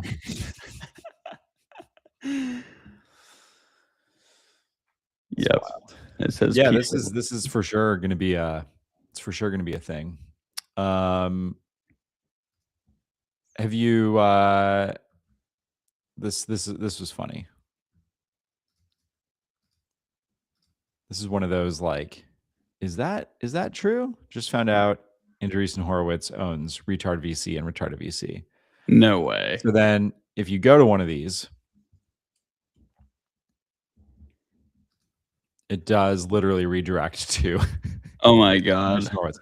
And however, as somebody, and I didn't even think of this because I wasn't there, but it's like, you know, just because it redirects doesn't mean that you own it. Yeah. But I think it's a whoever actually owns it, like just imagine in 2025 or whenever this started redirecting, you're a founder and you're pitching Andreessen and the pitch doesn't go well. And so they don't fund your company. So you just go on GoDaddy and you just buy like retarded.vc and redirect the Andreessen site. That's hilarious. The redirecting subliminally is hilarious. Right. How do we, okay, is my screen just black and still showing here? We're just stuck with looking at this living room, which we need to figure out a new background for this living room. I'm tired of this thing. Hold on. How do I get this thing? There we go. God. Oh, perfect. Boy. Now we're in circles. Okay, here, I'm going to share this. So we just talked about how voice is getting so realistic that fraud is going to shoot through the roof. And like, you know, I can call you with your own voice. I can probably find your voice, call your wife or kids using your voice and have you say something. Well, now not only can you commit fraud by like impersonating someone's voice, you can collect payment through the call. It's perfect. So when I call you, I say, yes, okay, I'm at the hospital right now. I just need, can you please just read off your card number? And then you give it to me and I can actually collect payment through the phone using Maven Payments. So this is wild. This is a YC-backed company. Authorized personnel. They have a heist launch video. My apologies. One thing I also thought was interesting is that when I had 401k in Transamerica from one of my first jobs, your voice was your password. Like I would call, they'd be like, oh, you set up voice as password, just say Transamerica, my money is safe. And I'd say that and be like, oh, hi, welcome back, which obviously you could easily spoof. That is, I mean, yeah, now that you're a YouTube celebrity, we've got thousands of hours of your voice. Let's see here. So it's a secure voice biometric system allowing customers to access accounts by speaking the phrase at Transamerica, my voice is my password. That is yikes. Yeah. And it launched in 20 days are over, I think. Yeah. Clearly they are behind the times. Yeah. That's crazy. Well, oh yeah. Do you remember this game? Yeah, vaguely. There were a bunch of versions of it, right? Was this a computer game or was it like a swipe thing on iPhone? I forget. I played it swipe thing on iPhone. Yeah. But yeah, there were like a million types of and you could also hit the fan. I remember I'd always aim for the fan. But yeah, this is I love these memes. That's so good. The game verse. I can't do the circles. We gotta Yeah, this is bullshit. Here we go. Well, Restream just had, the screen stuck for 35 seconds. What else do we got? I feel like we had more to talk about. What else we got? There's always more. Oh, speaking of this is good. This is like OG tech throwback. We're going to have a new segment. This segment is presented by numeral.com, the AI native solution for sales tax. The segment is going to be things like tech things that when your friend had them growing up, you're like, damn, he must be rich. This was like my version. When I was growing up, if your parents had a motorized CD tower, you were just rolling in money. That's sick. This thing's so dope. Some of them like had the buttons, here where like you'd have to press it. Some of them had like a remote, which is like the most absurd thing because you could be like sitting on your couch, remote controlling your CD tower as like the right Will Smith album is like coming around and you're plucking it out of the top. But then it's like you still have to walk up to the thing and pull the CD out, then pull the CD out of the case, go walk it. So it's like, why does this thing have a remote? Right. That is electric. Okay, I have some good ones here. Welcome back to sponsored by Numeral Sales Tax. Things that were in your friends' parents' houses that you thought they were for sure rich. I have two here. I'm going to start with this one. I think this one's a little more niche than the second one I'm going to show, but video game table. Yeah, for sure. This was some crazy shit. I only had one friend who had this. I don't know if this is like a widely known experience, but I went to his house and he had like a table that you could play shit on, like Pac-Man and like those classic games. The second one, I guarantee you, if you were born between, I don't know, 1990 and 2010, this probably applies to you, and you don't have to be super wealthy to have this, but it was a sign of class. The wheel for Wii controllers. Okay. Yep. And this applies to really any attachments for the Wiimotes. So there was also the gun for Call of Duty. The nunchucks came with it, but this is probably the universally most known accessible one was the Wii wheel. Wii accessories just as a whole were that was big. We had like the Wii tennis rackets. What? In college, yeah. Like our like rich friend had like the Wii tennis rackets. Dude, it was the worst when let's pull this up. Producer. Bruh, I had these. How did you feel about these? Did you ever encounter those? No. What is that? Bro, that's the case. Oh, the case? Yeah. It was a little blurry. I was looking up. It would turn yellow after like 2 uses and become sticky. The nunchuck was a classic. I hated the nunchuck. Mm-hmm. Okay, the classic, the wheel. How much is this pack gonna set us back? Should we live purchase it on? We can't even do everything. There's a Wii balance board. Yeah, that was for like the fitness games. Got it. But way better than the fitness games is something that my friend's dad worked at Microsoft specifically for Xbox and specifically for something that a lot of people forgot about, but they definitely used the Microsoft Xbox Connect. Did you ever use this? No. Are you serious? Nope. Oh my God. Okay, so let me pull up some things here. What's that show where you jump on?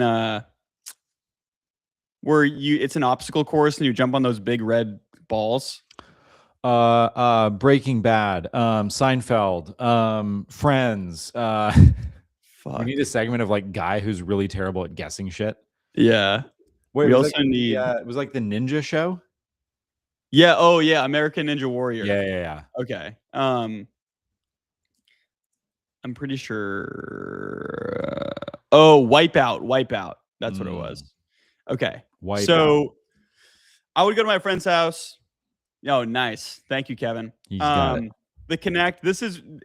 You'd put it in front of your TV, and then you would use your body as a controller. And we had something similar at one point, but the most. So this game was ass. I remember playing this one. It was so ass. You would just like pet an animal or like throw a ball. Not fun at all. This one was much better. Wipeout in the zone.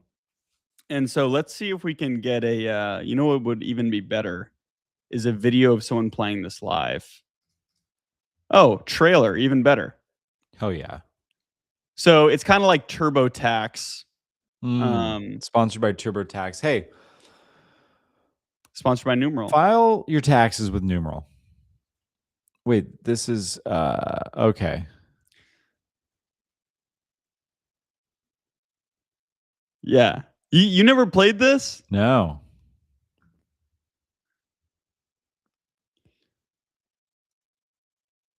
So yeah, it's a motion sensor right there that you connect to your Xbox. But one thing I find interesting is how so many companies and people have tried to take exercise and like gamify it. And this was one of the, I mean, there was P90X. Did you ever do P90X? I never did, but it was a huge thing. Like a lot of friends growing up had the P90X DVDs or whatever, the games. Yeah, for sure. So my dad would have all the DVDs, and they were pretty good. This guy's a badass. And then they'd have these like case studies, kind of gives Jared from Subway vibe. But those were actually really good. So it started with these DVDs. Then it was like, well, how about we make it a video game with this? Didn't really work out that well. And then now even like Peloton with these virtual rides, but I don't think any of them are that successful. So do you remember the guy's name from P90X? Tony Horton. Yeah, I was trying to see where what he's been up to. What has he been up to? He has not much. Oh my God. He founded Weave Robotics, the laundry folding robot. Yeah. That's insane. He's a hot dog guy now. Let's see how much he made on P90X. It says 20 million. Which has to be low. I mean, this is like one of these bullshit net worth trackers, which are always pretty bad. Holy no. Okay. Massive revenue. They made over $500 million from a bullied kid. How much did he personally make? This is why. Okay. Yeah. So these like if you do like Tony Horton net worth, they all say like 20 million, which has to be low. Yeah. But even 20 million. And when was P90X big? Like the 90s? This says, well, that says 2004. Oh, wow. Launched in 2004.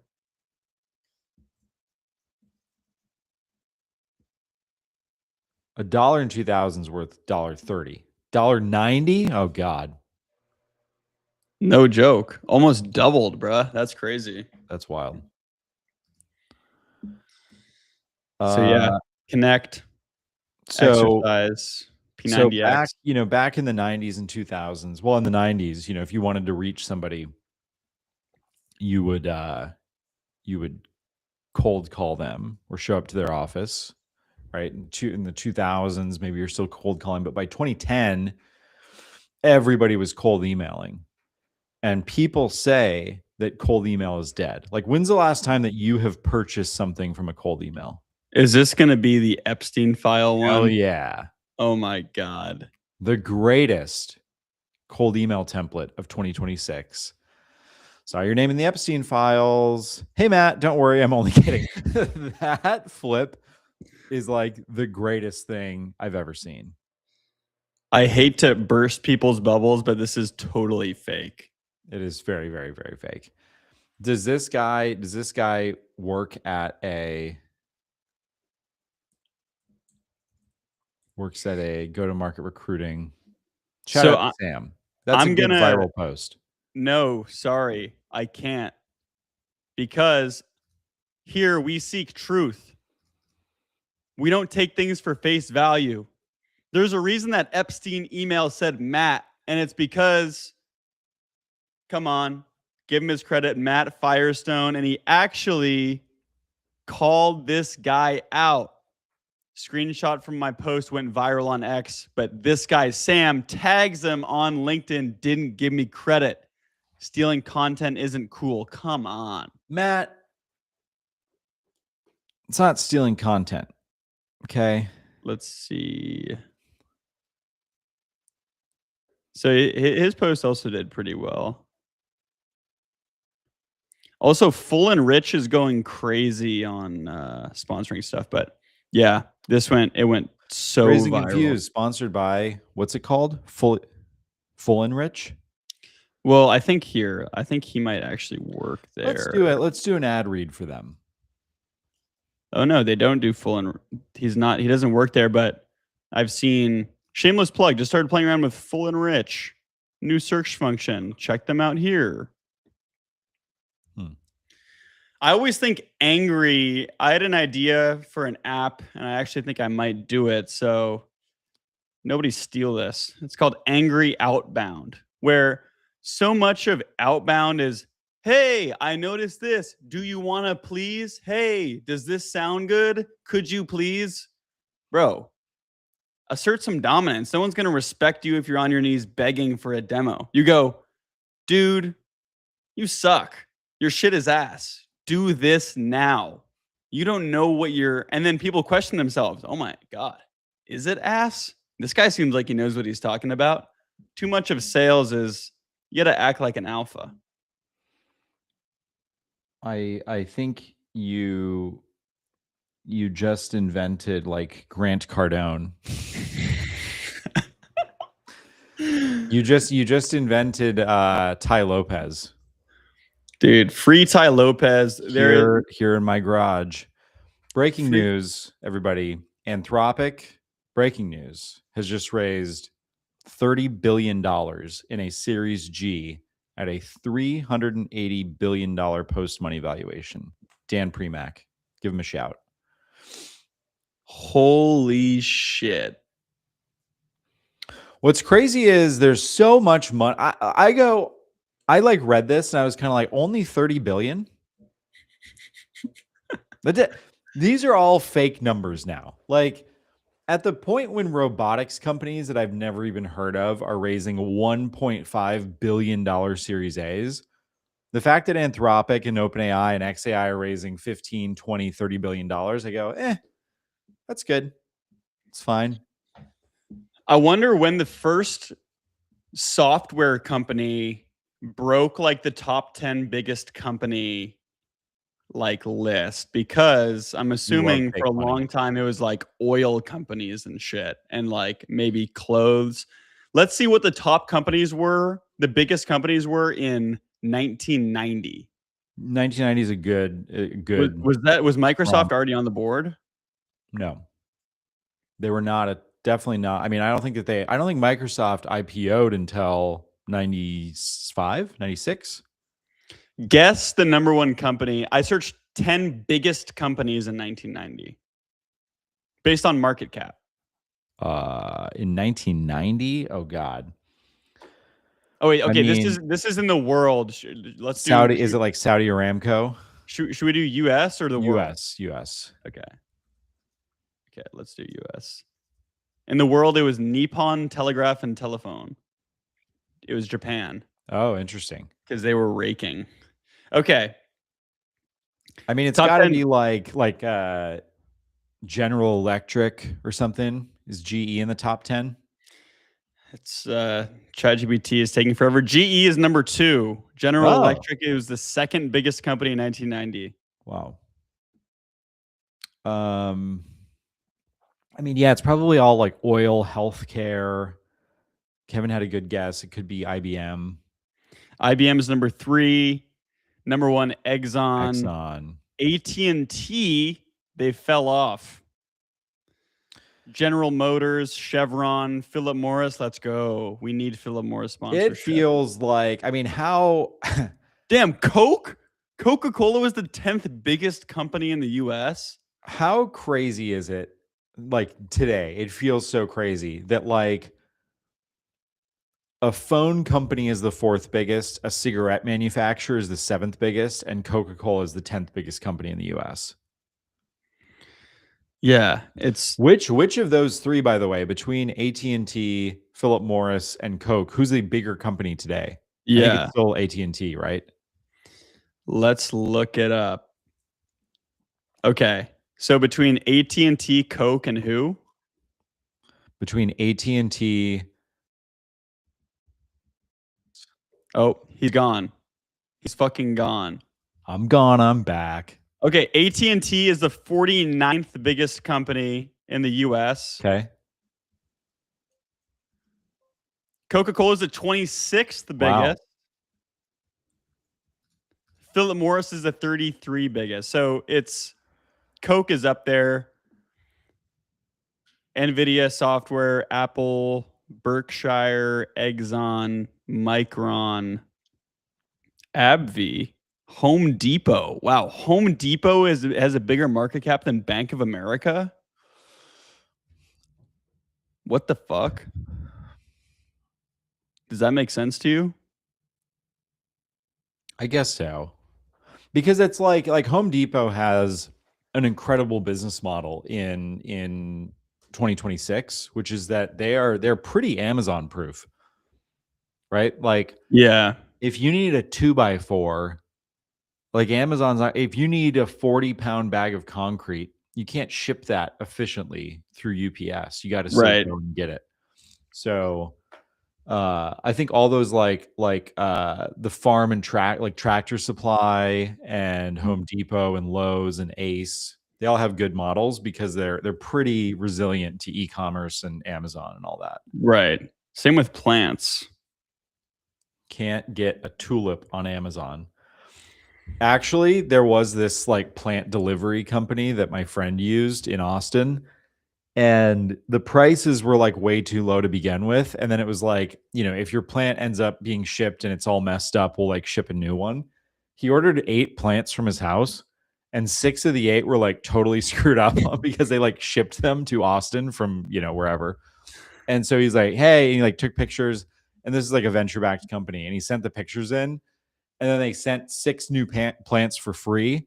And like 3 of those were fucked up. And so he's like, hey, 3. So they ended up shipping him like a total of like 14 plants before they all showed up okay. And I was like, there's no way that this company is going to last a year. And I think it lasted like a year and a half. Yeah. That ain't going to work. It's not going to cut it. Well, let's see. You know, despite X not posting this video correctly, we did okay. We did okay on the numbers. It's still not what it would be if it was like organically posted, but that's okay. X, we're being silenced, guys. Go follow us on YouTube. Follow us on YouTube. Follow us on MySpace. Follow us on Instagram. Follow us on the food cooking app that's built into your Cuisinart food mixer. Follow us. One last shout out. 2 last shout out. Numeral.com. It doesn't matter what you're selling. Numeral is the fastest growing and most accurate way to stay compliant with sales tax. And as Chris and I talk in private rooms, very annoying tax, value added tax. It's the AI native solution. No matter what you're selling, where you're selling, if you're not using Numeral, you're wasting all your time, and it's going to be a huge pain in the neck. Stop trying to do it yourself. It's not something, at a certain point in business and life, you don't want to spend your time doing something. So my dad once I don't know when it was, but he started hiring someone for like $100 to put up Christmas lights because he didn't want to fall off the roof. I guess one of his friends fell off the roof and like smashed his head. Not great. Similar to sales tax, don't risk fucking yourself up, having to go through this huge pains. Hire Numeral to do it. Same with hiring. Don't spend your time talking to a million people who probably aren't qualified. Hire Overseas is going to specially source someone exactly for the position that you need, when you need it, why you need it, how you need it. Hit up the boys, Philip and Harlan, hireoverseas.com, whatever you need. They're the best. And we hope that, you know, the internet is still on when we come back. I think that we're heading in for a pretty nasty government shutdown this weekend. The government just is constantly shut down, I think. It never stops. There's always something, but it's not looking great. The thing is, the government always shuts down. It never shuts up. Oof. Put that on a t-shirt. Raised and Confused. Follow us. Bro, It's been that real. is such a good clip, bro. That's going so viral. I can see it's already going viral. And then we need to get Dexerto to tweet.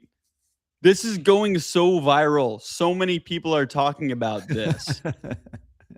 Things that nobody's ever heard of. Dude, this food mixer 3 months ago, it cooked somebody's Thanksgiving meal. People are not shutting up about this. What? What are we doing? And look, Claude is winning the race. ChatGPT not even in the top 2, man. Come on. That's crazy. Damn. I mean, we got to look into how this is, you know, how they're determining it. Best AI. Is it a people's vote? Damn. 14% of the U.S. confirms that aliens exist. Above 12 SpaceX launches. The best coding model. Starship. And then measles. Chris, you've had a lot of experience with measles, but you're still here to tell the tale. So I'd like to ask you about it maybe next episode. The over-under on measles is incredible, by the way. Like, how did you become a millionaire? I correctly traded the measles market on Kalshi. So good. All right. Well, All right. we'll have to reload, guys. Go subscribe to YouTube. Go to Spotify. Seriously, wherever you want to listen to this, look us up there. And if we're not on there, tell us to get on there and we'll do it. Buy our EP, buy our LP, buy us on vinyl, buy the tape, buy the 8-track. Buy our DVD. We'll see you on Tuesday.